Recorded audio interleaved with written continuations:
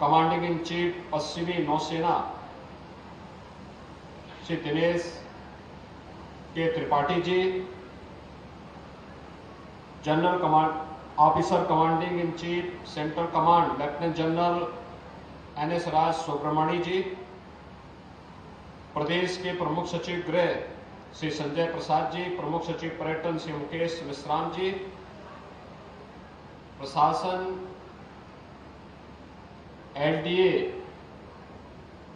के साथ ही सेना, नौसेना, वायुसेना और पुलिस के हमारे पूर्व अधिकारी और कार्मिकगण और उपस्थित सभी छात्र छात्राएं, आज लखनऊ के लिए और प्रदेश के लिए एक ऐतिहासिक क्षण है जब हम यहां पर नौसेना शौर्य संग्रहालय की स्थापना की नींव इस नए उभरते हुए क्षेत्र में विकास की एक नई आभा को संजोए हुए इस सीजी सिटी में आदि गंगा के रूप में विख्यात गोमती नदी के इस तट पर कर रहे हैं। मैं इसके लिए वाइस एडमिरल श्री दिनेश त्रिपाठी जी को और उनकी पूरी टीम को इस पूरे सहयोग के लिए धन्यवाद देता हूं। आदरणीय प्रधानमंत्री जी के प्रति और आदरणीय रक्षा मंत्री जी के प्रति आभार व्यक्त करता हूं। भाइयों बहनों, आज पुलिस स्मृति दिवस भी है। देश की सीमा की सुरक्षा के लिए आज से 64 वर्ष पूर्व लद्दाख में तैनात सीआरपीएफ के जवानों को दुश्मन देश ने धोखे से वहां पर हमला करके उन्हें देश के लिए बलिदान होने का एक अवसर मिला था। उनकी स्मृति में पूरा देश 21 अक्टूबर की तिथि को पुलिस स्मृति दिवस के रूप में मनाती है। इस अवसर पर देश की सेना, अर्धसेना और पुलिस बलों से जुड़े हुए उन सभी जवानों को जिन्होंने मातृभूमि के लिए अपना सर्वोच्च बलिदान दिया है, उनका स्मरण करते हुए, उनकी स्मृतियों को नमन करते हुए पूरा देश उन्हें अपनी श्रद्धांजलि देता है। और यह हम सब के लिए गौरव का क्षण है कि 34 वर्ष तक भारतीय नौसेना की क्षमता में अभिवृद्धि करके उसकी सामरिक स्थिति को सुदृढ़ करने वाले आईएनएस गोमती को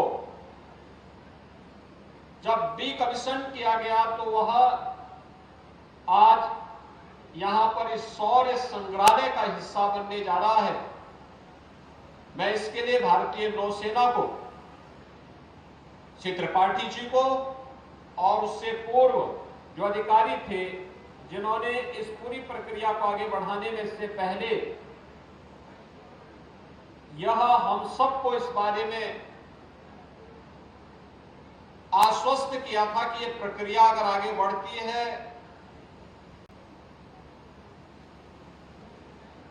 वाइस एडमिरल श्री अजेंद्र बहादुर सिंह जी और उनकी पूरी टीम को हृदय से मैं धन्यवाद देता हूं कि उन्होंने इसके लिए उत्तर प्रदेश की राजधानी लखनऊ को चुना है। यह भारत के शौर्य और पराक्रम का तो माध्यम बनेगा ही, हमारी युवा पीढ़ी को भारतीय सेना के बारे में, उनके शौर्य और पराक्रम के बारे में जानने का भी एक माध्यम मिलेगा। और साथ साथ प्रधानमंत्री मोदी जी के आत्मनिर्भर भारत के उस अभियान को जो आज मेक इन इंडिया के माध्यम से हम सब देख रहे हैं, इसको भी गति प्रदान करने का एक माध्यम बनेगा।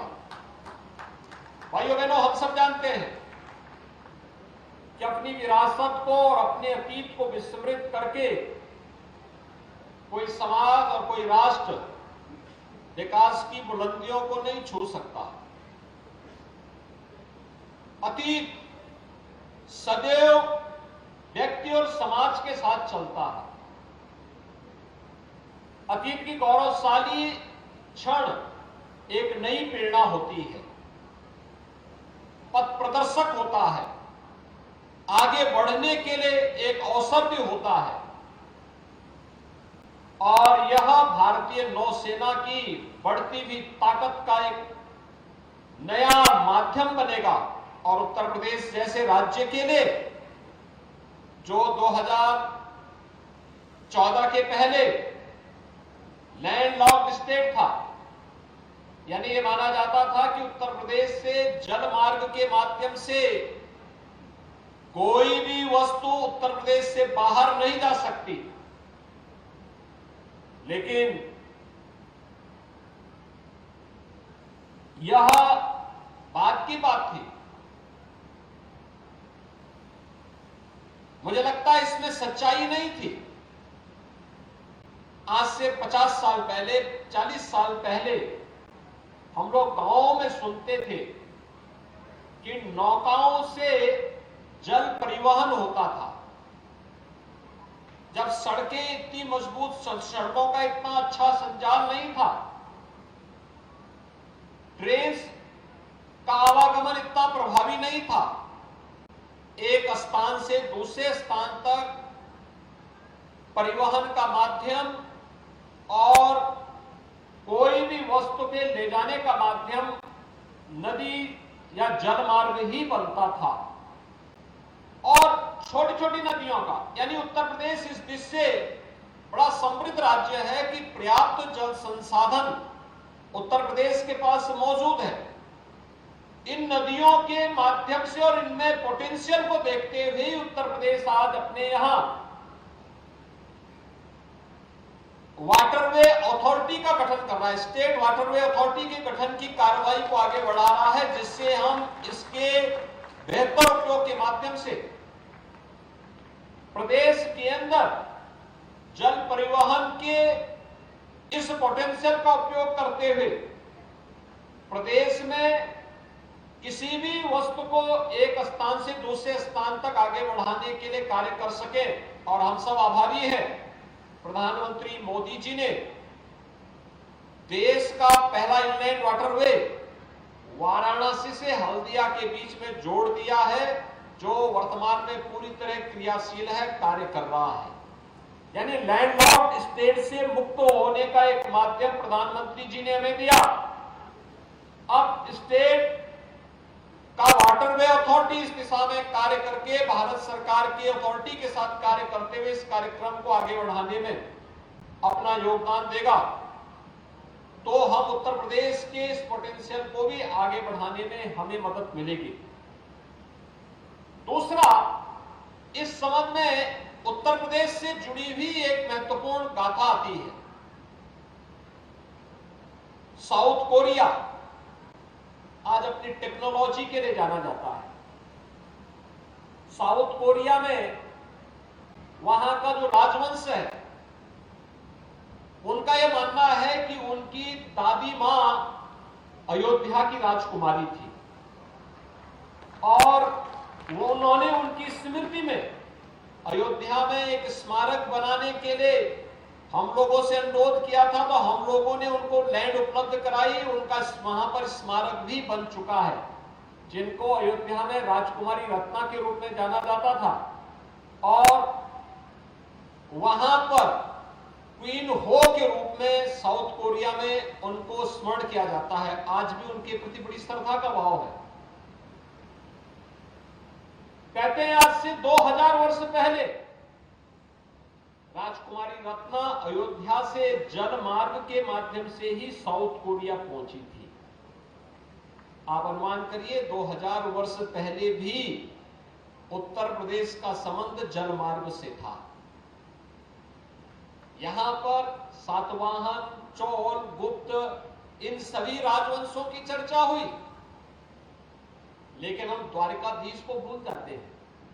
भगवान श्री कृष्ण का की जो द्वारिका थी वो समुद्र के अंदर ही थी और उनके पास अपना सबसे बड़ा उस समय का जो परिवहन का माध्यम था वह जल मार्ग का ही नौकाओं का एक बेड़ा था, जिसके माध्यम से उन्होंने द्वारिका को उस समय की सबसे समृद्ध नगरी के रूप में स्थापित कर दिया था। और यह किसी से छुपा हुआ नहीं है कि भगवान श्री कृष्ण ने आज से 5000 वर्ष पहले यह कार्य द्वारिका में करके दिखाया था। और फिर समुद्र में कार्य करने का अनुभव तो भारत का बहुत पुराना है। भगवान राम ने तो सेतु बंध का ही निर्माण कर दिया था लंका में जाने के लिए। ये भी तो एक ऐतिहासिक स्थिति थी भारत के लिए। यह वर्ष अत्यंत महत्वपूर्ण है। नौसेना को अपना स्वदेशी चिन्ह भी प्राप्त हुआ है, और वह कौन सा है जिसको छत्रपति शिवाजी महाराज ने जो चिन्ह स्थापित किया था वही आज भारतीय नौसेना का अपना चिन्ह बना है। भाइयों बहनों, ये गौरव के क्षण होते हैं। हम अपनी विरासत पर, अपनी परंपरा पर गौरव की अनुभूति कर सके और उसी स्मृति को बनाए रखने के लिए, उत्तर प्रदेश की उन संभावनाओं को आगे बढ़ाने के लिए यह नौसेना शौर्य संग्रहालय यहां पर इस सीजीसीटी में 7.5 एकड़ भूखंड में स्थापित करने की कार्रवाई को आगे बढ़ाया जा रहा है। मैंने यहां पे लखनऊ विकास प्राधिकरण से कहा है कि वह इसी के बगल में देखें, एक लगभग 64 एकड़ का यहां पे वेटलैंड है। इसको विकसित करने के लिए पर्यटन विभाग और सिंचाई विभाग, ये दोनों, और वन विभाग, ये तीनों मिलकर के इस कार्यक्रम को हम आगे बढ़ाएंगे।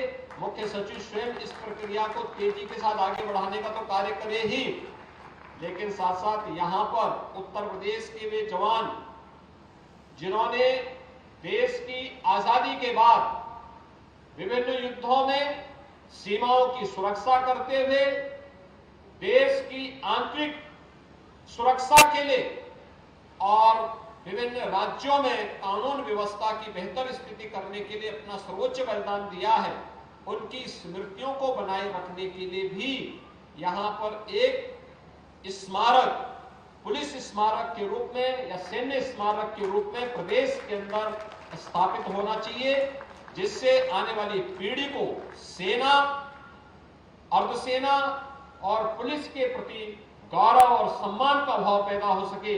इस प्रकार का कार्य हम आगे बढ़ाएंगे। मैं आज के इस अवसर पर विशेष रूप से अभिनंदन करूंगा वाइस एडमिरल श्री दिनेश त्रिपाठी जी का और अपने सेंट्रल कमांड के commander in chief Shri lieutenant general Subramanya ji का, जो आज इस कार्यक्रम में आकर के जिन्होंने इस कार्यक्रम के गौरव को बढ़ाया है। और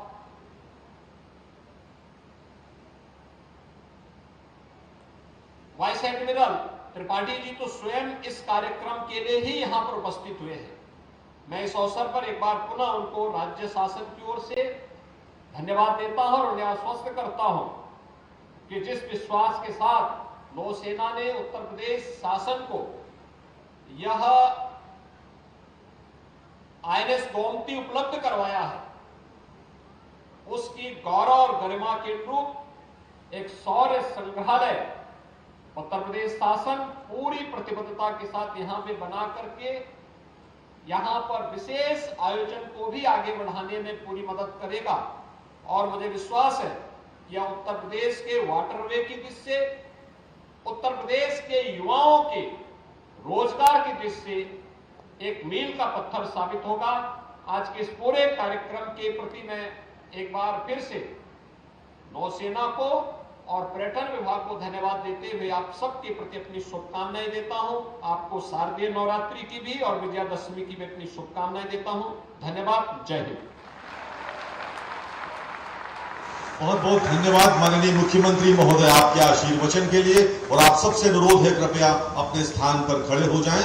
राष्ट्रगान हेतु प्रस्तुत कर रहे हैं भातखंडे संस्कृति विश्वविद्यालय के प्रतिनिधि।